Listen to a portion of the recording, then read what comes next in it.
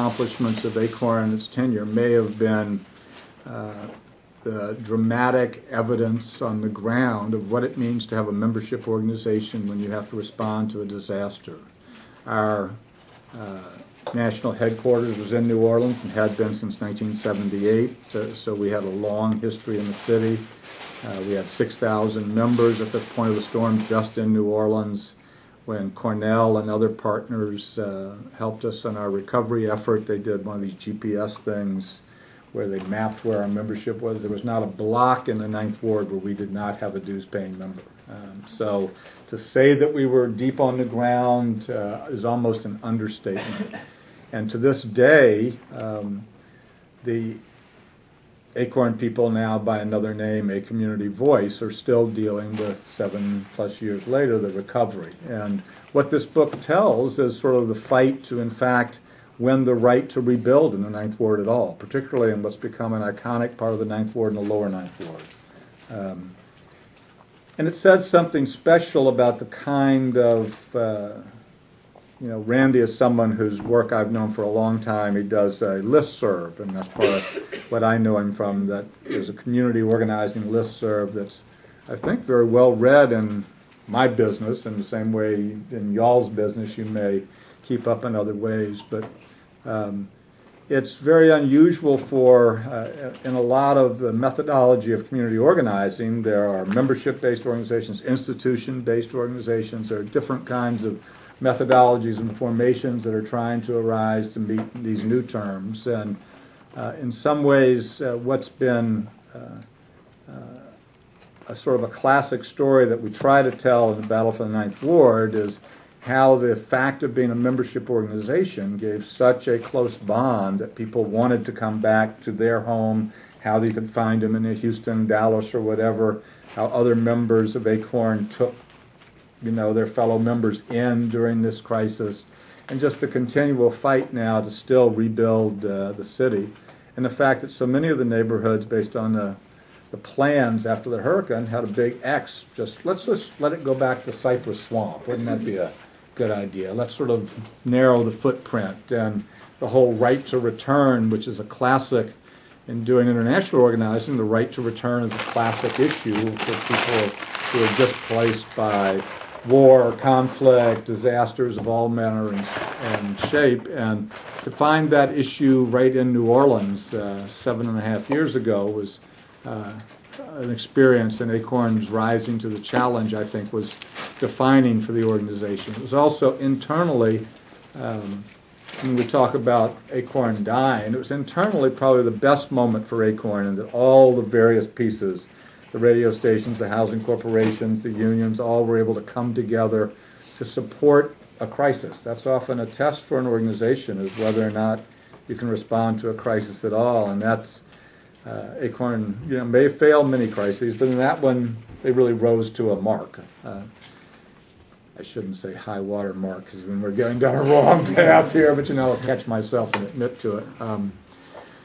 So that's what that's about, global grassroots. This is my argument that, one of the things I've learned in the last 8+ years in working internationally is community organizing, particularly in the way it's often seen in terms of its genealogical roots and the impact of Saul Alinsky and other sort of Fred Ross and Warren Hagstrom and other great names within the founding and philosophy of community organizing, seems to often be such a homegrown United States, American-based kind of operation. So to see the various adaptations that and sometimes grew directly out of almost coincidental transition, sort of accidental meetings along the road. Alinsky was in Korea for a day or two and the Philippines for a day or two in the late 60s. And out of that, there's still a tradition of organizing in those two countries, which is very robust and is, I've often described it as a little bit like one of those first experiences of human contact when people find, lost groups of primitive folks in the Brazilian rainforest or in, Indonesia or somewhere. And you say, so when I've been to Korea and the Philippines, when I first went there, even before we started organizing with them, part of it was that, all the language spoke back to the early, Alinsky days. There were people's organizations, there were congresses, there were these formations. It was like time had frozen right there in 1968 or 69, and whatever Alinsky might have said at the specific time he happened to hit those countries, and, good luck and, so long there. So they were very interested in the whole notion you could be community organizing and have members that pay dues, or not have a Congress, but this whole based in institutions they'd read about, like the church. It wasn't an experience that was common. So the derivation of the book was it gave an opportunity to talk about the many ways that people are trying to organize community-based organizations, much like we have in the United States, around the world. And it was actually a lot of fun to sort of pull those pieces together, not only the work that ACORN International as a federation is connected with, but the civic movements in Italy, which are very exciting now, particularly in Sicily, as in terms of mass participation on a municipal level, the access to the ballot, membership forms, really an effort to rebuild a political and civic culture, which is classically part of what community organizing is about, what we see in India, Indonesia, and so many other places. So that's what that's about. And then Citizen Wealth was more an attempt when I first left ACORN. I'd already been involved with this project before I left, of trying to really assess what campaigns ACORN and other community labor efforts were involved in and what difference they made. My argument would be, and it's in the book, that part of the contribution that ACORN made at its best was a redefinition of what the scale of community organizing could accomplish. Certainly we participated, and I think one of the outstanding accomplishments of community organizing for our generation was the passage of the Community Reinvestment Act in 1978. And looking, as I tried to do the math on this, what the real impact for all the campaigns were, as well as those that just had to do with ACORN, you're talking about a huge transfer of wealth that probably 10 million plus folks were allowed to, just through community organizing efforts, got homes through that basis. The numbers, the needle moved in terms of African American and Latin American home ownership drastically in the period of those 3 decades. The sad thing of the Obama failure to deal with foreclosures in the Great Recession now is that we've now lost almost every bit of that progress in terms of home ownership.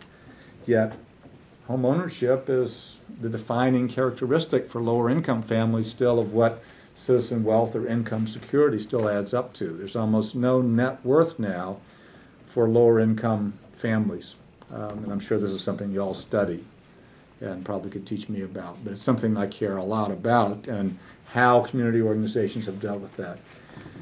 I think our efforts, particularly in moving living wage campaigns to scale, the 100 different campaigns ACORN is involved in, the statewide initiatives that literally, there's a chart in Citizen Wealth that goes through just those elections we won in 2004 in Florida, in 2006 in Ohio, and a number of other states. The billions of dollars that move to literally millions of workers because you move wages up $1 or $2 or whatever it may have been in Ohio. And in many cases, those are gifts that kept giving. There was a chart in the New York Times in the last 2 weeks that looked at the fact there were still a number of states that we had won in that period that are still higher than the federal minimum wage. Once again, we go into this was true in the Clinton administration. This is what forced us into living wage campaigns, where in the Clinton administration, we had a Democratic administration that didn't pass an increase in the federal minimum wage until the 8th year of their tenure. And if anyone around this table or anywhere else has heard President Obama say one single word about increasing the federal minimum wage, please let me know, because I'd like to quote that and give him some credit and props or whatever, because I have been on it like a white on rice and haven't seen one kiss in that direction. So there's no love coming about federal minimum wage increases.